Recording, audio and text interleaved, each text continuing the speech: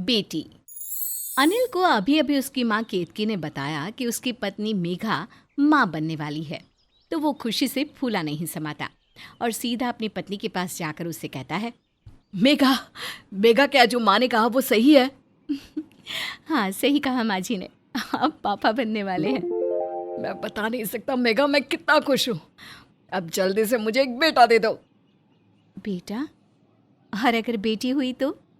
नहीं मेघा, मुझे बेटा ही चाहिए और तुम मुझे बेटा ही दोगी। लेकिन बेटा होगा ये बेटी, ये हमारे हाथ में नहीं है अनिल। मेघा की बात सुनकर अनिल सोच में पड़ जाता है।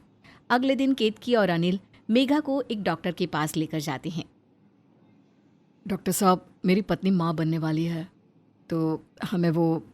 अरे अनिल जी, आप परेशान ना हो, हमारे यहाँ आपकी पत्नी का अच्छा इलाज होगा। नहीं नहीं डॉक्टर साहब, वो बात नहीं। असल में हम आपसे जानना चाहते थे कि हमारी बहू लड़के को जन्म देने वाली है या लड़की को। केतकी जी, ये कैसी बात कर रही हो आप खुद भी फंसोगी और हमें भी फंसाओगी। डॉक्टर साहब प्लीज़, हमारा ये काम कर दो। आप तो बस मुंह खोलो, जितने रुपए मांगोगे उतने ही मिल जाएंगे। अनिल जी, जन्म से पहले बच्चे का लिंग बताना कानूनी अपराध है। आप खुद तो जेल में बंद होगे, साथ में मेरा हॉस्पिटल भी बंद करवाओगी। सबकी बात सुनने के बाद मेघा कहती है, अनिल, माँ जी, आप दोनों को ज़रूरत क्या है ये सब पता करने की? चलो यहाँ से। देखो डॉक्टर कितना गुस्सा हो रहा है। बहू तो चुप कर, थोड़ा इस डॉक्टर की खुशामद कर लेंगे तो क्या पता ये मान ही जाए। केतकी और अनिल बार बार डॉक्टर से रिक्वेस्ट कर रहे थे। जब उन्हें काफ़ी देर हो गई तो डॉक्टर ने गुस्से में पुलिस को फ़ोन कर दिया। अच्छा हुआ इंस्पेक्टर खान, आप यहाँ आ गए। ये मिस्टर अनिल है, इनकी पत्नी प्रेग्नेंट है और ये लोग मुझे बार बार बच्चे का लिंग बताने के लिए कह रहे हैं। हाँ जी मिस्टर अनिल, देखने से तो आप पढ़े लिखे लग रहे हैं। आपको पता है, जन्म से पूर्व बच्चे का लिंग पता करना या किसी डॉक्टर के ऊपर इसके लिए दबाव डालना कानूनन जुर्म है। इंस्पेक्टर साहब, हमारे लिए ये पता करना बहुत ज़रूरी है कि मेरी पत्नी लड़के को जन्म देने वाली है या लड़की को। डॉक्टर साहब तो हमारी सुन नहीं रहे। आप ही हमारी मदद कर दो, बदले में आप जो कहेंगे आपको वही मिलेगा। अबे ओए, तुझे पता है एक पुलिस वाले को रिश्वत देने के जुर्म में मैं तुझे अभी अंदर कर सकता हूँ। पहले तूने डॉक्टर शेखर को भी रिश्वत देने की कोशिश की। तू और तेरी माँ बार बार बच्चे के लिंग की जांच के लिए बोल रहे हो। तुम दोनों को पता है इसके लिए तुम्हें 3 से 5 साल तक की जेल हो सकती है और 10,000 से 1 लाख तक का जुर्माना लग सकता है। अरे बेटा, हम तो डॉक्टर साहब से ऐसे ही बोल रहे थे, हमारा कोई मकसद नहीं है इसके पीछे। हमें माफ़ कर दो बेटा, हम अभी अपने घर चलते हैं। अभी तो मैं तुम दोनों को छोड़ रहा हूँ, लेकिन अगर आगे मुझे कभी भी पता चला कि तुम दोनों ने और कहीं जाकर यह हरकत की है तो मैं तुम दोनों पर ऐसे ऐसे चार्ज लगाऊंगा कि जिंदगी भर जेल में चक्की पीसोगे। इंस्पेक्टर खान दोनों को वार्निंग देकर छोड़ देते हैं। केतकी और अनिल घर आकर बात करते हैं। माँ, मुझे तो लगता नहीं कि कोई भी डॉक्टर हमारी मदद कर सकता है। वो इंस्पेक्टर खान ने आपकी उम्र का लिहाज कर लिया, नहीं तो आज तो हमारे ऊपर केस ही हो जाता। बेटा, अब मैं कहीं भी नहीं जाने वाली। बुढ़ापे में जेल चक्की मैं तो नहीं पीस सकती, इसलिए बेहतर यही होगा कि हम इंतज़ार कर लेते हैं। जब बच्चे का जन्म होगा तो खुद ही पता चल जाएगा कि बेटी है या बेटा। अनिल और केतकी बच्चे के जन्म का बेसब्री से इंतज़ार करते हैं। इसी बीच केतकी अपनी बहू को अलग अलग तरीके के नुस्खे, टोटके और मंत्र बताती है, जिससे कि उनके घर में बेटा ही जन्म ले। बहू, आज मैं पहाड़ी वाले बाबा के पास गई थी। उन्होंने मुझे ये मंत्र देकर बोला है कि यदि गर्भवती औरत रोज सोने से पहले 101 बार इसका उच्चारण कर ले तो बेटा ही होता है। माँ, मुझे ये समझ में नहीं आ रहा कि आपको लड़का ही क्यों चाहिए, लड़की क्यों नहीं? और अगर लड़की पैदा हो गई तो क्या हो जाएगा? अरे शुभ शुभ बोल बहू, हमेशा लड़की के बारे में सोचा कर। तेरी सोच का ना बच्चे पर बहुत असर पड़ेगा। थोड़ी देर बाद अनिल वहां आता है। मेघा, मैं तुम्हारे लिए एक ऐसा टोटका लाया हूँ जिससे हमारे घर लड़का ही होगा। टोटका? अनिल, तुम इतने पढ़े लिखे हो, तुम कब से इन फालतू की बातों पर विश्वास करने लगे? सब कुछ विश्वास करने से ही होता है। तुम भी इस टोटके पर विश्वास करो, देखना ज़रूर बेटा होगा। देखो, सुबह सुबह उठकर बिना कुछ खाए पिए सूरज के सामने जाकर 3 बार उत्तर दिशा में और 3 बार दक्षिण दिशा में घूमने से बेटा होता है। अनिल, ये कैसी बात कर रहे हो? ऐसा कुछ नहीं होता, ये सब बेकार की बातें हैं। अरे मेरे दोस्त ने बताया है, उसकी बीवी ने भी ऐसा ही किया था, बेटा हुआ है उसके। चाहो तो तुम बात कर लो उसकी बीवी से। इस तरह अनिल और केतकी मेघा को परेशान करते रहते, जिसकी वजह से मेघा बहुत दुखी रहने लगी। वो अपने मन में सोचती है, हे ऊपर वाले, मेरे पति और सास को सद्बुद्धि दे, इसके मन में से बेटे बेटी का फर्क मिटा दे। मेरा जो भी बच्चा हो वो सेहतमंद और तंदुरुस्त हो।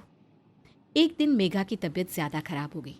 उसे अस्पताल ले जाया गया, जहाँ पर उसने बहुत ही प्यारी बेटी को जन्म दिया। बेटी के जन्म की सूचना से अनिल और केतकी बहुत निराश हो गए। अस्पताल में 2-4 दिन रहने के बाद अनिल मेघा और अपनी बेटी को लेकर घर पहुंचा तो मेघा ने देखा कि वहां पर तो मानो मातम बरस पड़ा है। घर में किसी को भी बेटी होने की कोई खुशी नहीं। माँ जी, क्या हुआ आपको? आपने मेरा और मेरी बेटी का स्वागत भी नहीं किया और ऐसे मुंह लटकाए बैठी हो। क्या हो गया है आपको? बहुत अच्छा तोहफा लाई है ना तू मेरे लिए, जो तेरा स्वागत करूंगी। जिस बात का डर था वही हुआ। अरे कितना बोला था तुझे कि हमें बेटी नहीं बेटा चाहिए। केतकी अपनी बहू को सुना ही रही थी, तभी वहां पर इंस्पेक्टर खान आ जाते हैं। माता जी मुबारक हो, आपके घर लड़की हुई है। अरे बेटा, तुम्हें कैसे पता चला कि हमारे घर लड़की हुई है? वो क्या है ना माँ जी, हम आप जैसे लोगों पर खास नज़र रखते हैं। वैसे डॉक्टर शेखर ने मुझे फ़ोन करके बता दिया था। मैं तो बस देखने आया हूँ कि बच्ची ठीक ठाक तो है ना। इंस्पेक्टर खान, बच्ची बिल्कुल ठीक है और हम बहुत खुश हैं। खुश हो? लेकिन आप सब मुझे खुश क्यों नहीं लग रहे? अब खान बेटा, तुझसे क्या छुपाना। देख, हमें ये बेटी नहीं चाहिए। तेरी बहुत मेहरबानी होगी अगर तू हमें इससे छुटकारा दिला दे। ठीक है माता जी, मेरा एक दोस्त है, उसके कोई बच्चा नहीं है, वो इस बच्ची को गोद ले लेगा। लेकिन वो अभी शहर से बाहर गया है, 1 महीने बाद आएगा, तो मैं उसे मिलवा दूंगा आप लोगों से। इंस्पेक्टर खान, हमें मंजूर है। इसके बदले में हमें कोई रुपया भी नहीं चाहिए। आप बताओ, आपको कितने रुपए दें हम? अनिल और केतकी इंस्पेक्टर खान को कुछ रुपए दे देते हैं, लेकिन इस बात से मेघा को बहुत दुख होता है। इंस्पेक्टर खान के जाने के बाद मेघा उनसे कहती है, आप दोनों पागल हो गए हो क्या? ये मेरी बेटी है, कोई शोपीस नहीं जो मैं किसी को भी उठाकर दे दूं। अरे बहू, इतनी आसानी से छुटकारा मिल रहा है, इसमें तू क्यों टांग अड़ा रही है? अरे बेटी है, बहुत खर्च करना पड़ेगा इसके लिए। बस तू 1 महीने तक इसको संभाल कर रख। मेघा बहुत रोती है, लेकिन दोनों उसकी बात नहीं सुनते। एक दिन मेघा बाथरूम में नहा रही थी कि तभी उसकी बेटी रोने लगती है। मेघा, मेघा जल्दी बाहर आओ, देखो ये कितना रो रही है। इसे गोद में ले लो ना, मुझे टाइम लगेगा नहाने में। अनिल पहली बार अपनी बेटी को गोद में उठाता है। उसके पूरे शरीर में खुशी की लहर दौड़ जाती है। ऐसा एहसास उसे पहले कभी महसूस नहीं हुआ था। उसने अपनी बेटी का प्यारा सा चेहरा देखा तो उसके होठों पर मुस्कान आ गई और बच्ची उसकी गोद में आती ही चुप हो गई। ये क्या हो रहा है मुझे? इतना सुकून पहले कभी नहीं मिला। इतने में मेघा नहाकर बाहर निकलती है तो अनिल उससे कहता है, मेघा ये बात रो रही थी, लेकिन मेरी गोद में आते ही चुप हो गई। छोटे बच्चे अपने माँ बाप की गोद पहचान लेते हैं।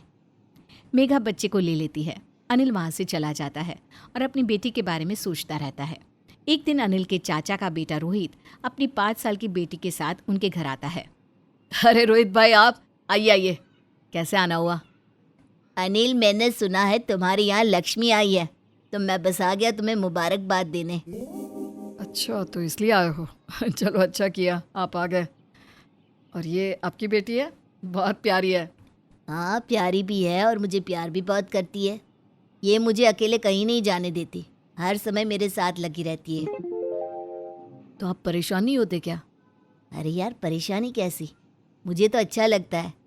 पता है, जब मेरी बेटी ने मुझे पहली बार पापा बोला था वो मेरी ज़िंदगी का सबसे अच्छा और यादगार दिन था।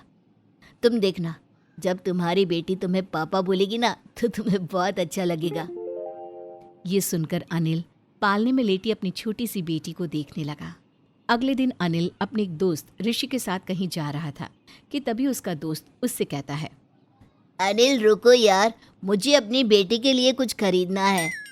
अनिल और ऋषि दुकान के अंदर जाते हैं। ऋषि अपनी बेटी के लिए सुंदर सी फ्रॉक लेता है और अनिल से कहता है, अनिल, तुम्हें कुछ नहीं लेना अपनी बेटी के लिए? हाँ लेना तो है, लेकिन क्या लूँ समझ में नहीं आ रहा। वो बहुत छोटी है ना अभी। रुक यार, मैं तेरी मदद करता हूँ। अनिल अपनी बेटी के लिए बहुत सारे खिलौने और कपड़े खरीदता है। अनिल जब अपनी बेटी के लिए सामान खरीद रहा था तो उसे बहुत खुशी हो रही थी। वो सारा सामान लेकर अपने घर जाता है तो मेघा अपने पति का ये रूप देखकर बहुत हैरान होती है। इसी तरह से एक दिन अनिल अपने घर की बालकनी में खड़ा था। उसके सामने वाले घर में रहने वाला जतिन उससे कहता है, अनिल कैसे हो? तुम्हारी बेटी कैसी है? सब ठीक है यार, तुम बताओ।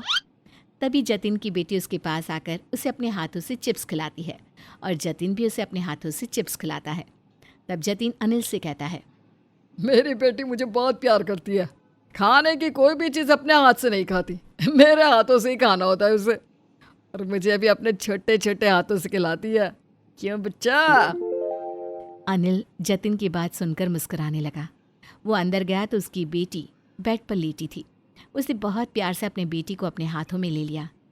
अपने पिता की गोद में आते ही बच्ची मुस्कुराने लगी। अपनी बेटी की प्यारी सी मुस्कान देखकर अनिल का दिल पिघल गया और उसकी आंखों से आंसू टपकने लगे। अब 1 महीना खत्म होने में कुछ ही समय रह गया है। क्या अनिल अपनी बेटी को किसी और को दे देगा या फिर अपनी बेटी के लिए अपनी माँ से लड़ जाएगा?